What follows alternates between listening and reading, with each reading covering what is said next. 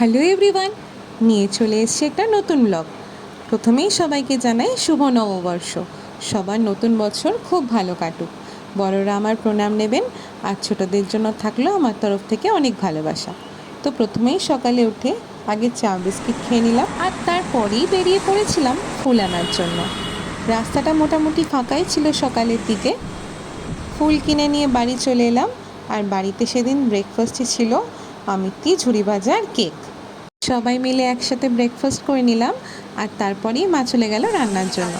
আজকে দুপুরের লাঞ্চের মেনু হচ্ছে মাটন, ভাত, চাটনি, পাঁপড়। আর এত কিছুর মধ্যে ভল্লু বেচারা আজকে ভেবেই অস্থির যে আজকে দুপুরেও কি খাবে। অন্যদিন এই সময় ঘুমিয়ে থাকলেও আজকে সকাল কিন্তু উঠে খুব লাফাঝাপি করছে।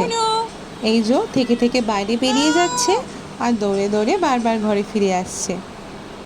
ওকে তো আর মাটন দেওয়া যাবে না, তাই ওর জন্য আজকে তৈরি হয়েছে মাছ সেদ্ধ। দুপুরবেলা স্নান সেরে পুজো করতে বসে পড়লাম। এই ফুলগুলো মা তুলেছে গাছ থেকে, আর এই মালাগুলো কিনে আনা হয়েছে, সাথে ফুলগুলো। তো এরপরে ঝটপট পুজো করে নিলাম। পুজো করে প্রসাদগুলো সবাইকে দিয়ে দেওয়া হলো। আর এরপরেই দুপুরে খেতে বসে পড়লাম। দুপুরে খেতে বসতে আজকে একটু লেট হয়ে গেছিলো। তো লাঞ্চে যেরকম বললাম ছিল সাদা ভাত, মাটন, চাটনি, পাঁপড়।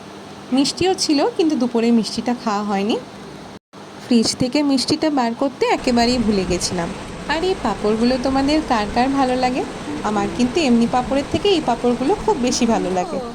খেয়ে উঠেই দেখলাম আর একজন অতিথি চলে এসছে। অতিথি বলাটা ভুল হবে, কারণ এই কিন্তু থাকে আমাদের বাড়ির পাশে। মাঝে মাঝে এদিক ওদিক ঘুরতে যায়, আর মাঝে মাঝে ভুল্লুর সাথেও খেলা করে। আইনি চায় চ ঘরে চ ঘরে চ চলো ঘরে চলো চলো। ভুল্লু সোনা কিন্তু দিন দিন খুব দুষ্টু হয়ে যাচ্ছে। আজকাল বাইরে বেরোলে একদমই আমাদেরকে চিনতে পারে না। অনেকবার ডাকাডাকির পর তার ঘরে আসতে ইচ্ছা হয়। কখনো বাইরে বেরিয়ে প্রজাপতির পিছনে ছুটবে, তো কখনো বাদুড় ধরার জন্য লাফাতে থাকবে।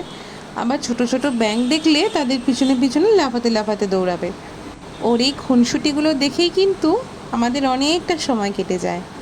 এতবার ডাকাডাকির পরেও কিন্তু কোনো লাভ হয়নি। এতবার ডাকলাম, তাও সে ঘরে এলো না। সারা দুপুর বাড়ি টোটো করে ঘুরে বেড়ালো। ঘরে আয় ঘরে আয় ঘরে আয়।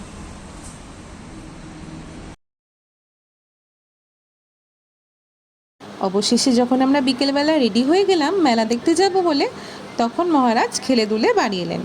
এসে শটান ঘুমিয়ে পড়লেন ফ্রিজের ওপরে। সন্ধেবেলায় আমি আর বোন বেরিয়ে পড়লাম মেলা দেখার জন্য। আমাদের এখানে প্রত্যেকবারই নববর্ষের দিন চড়কের মেলা বসে। প্রত্যেক বছর নিয়ম করে আমরা এই মেলায় যাই। আগে ছোটোবেলায় বাবা মায়ের হাত ধরে যেতাম। বড় হয়ে যাওয়ার পর মা আর যান না, আমি আর বোন দুজনে মিলে প্রত্যেকবারই মেলায় যাই। আর এই ছিল আমাদের নববর্ষের সাজ। এরপরে মেলাটা ভালো করে ঘুরে ঘুরে দেখলাম। প্রত্যেকবার মেলায় গিয়ে আগে যেখানে যাই সেটা হচ্ছে সেরামিক্সের দোকান। প্রত্যেকবারই মেলা থেকে আমি কাপ কিনবই কিনবো, কিন্তু এবারে সেটা কেনা হয়নি। এদিক ওদিক ঘুরে কয়েকটা দরকারি জিনিস কিনলাম। আর এই যে প্রথমেই খেয়ে নিলাম ঘুগনি। বাড়িতে যত ভালো করেই ঘুগনি বানানো হোক না কেন, মেলার ঘুগনির কিন্তু স্বাদই আলাদা। তাছাড়া এর সাথে আছে মেলার জিলিপি। এই জিলিপির কোনো তুলনা হয় না। এছাড়া এর সাথে রয়েছে বাদাম ভাজা, পাঁপড় ভাজা। এগুলো অতটা না খেলে জিলাপি আর গজা কিনেছিলাম। বেরোনোর সময় দেখলাম এক কাকিমা ময়ূরের পেখম বিক্রি করছে। যদিও এগুলো ফেক, কিন্তু দেখতে ভারী সুন্দর লাগে। আর এর সাথেই রইল আজকের সংগ্রহের একটা ছোট্ট ঝলক। আর আমার ভিডিওটা ভালো লাগলে আমার চ্যানেলটাকে তাড়াতাড়ি সাবস্ক্রাইব করে দিও।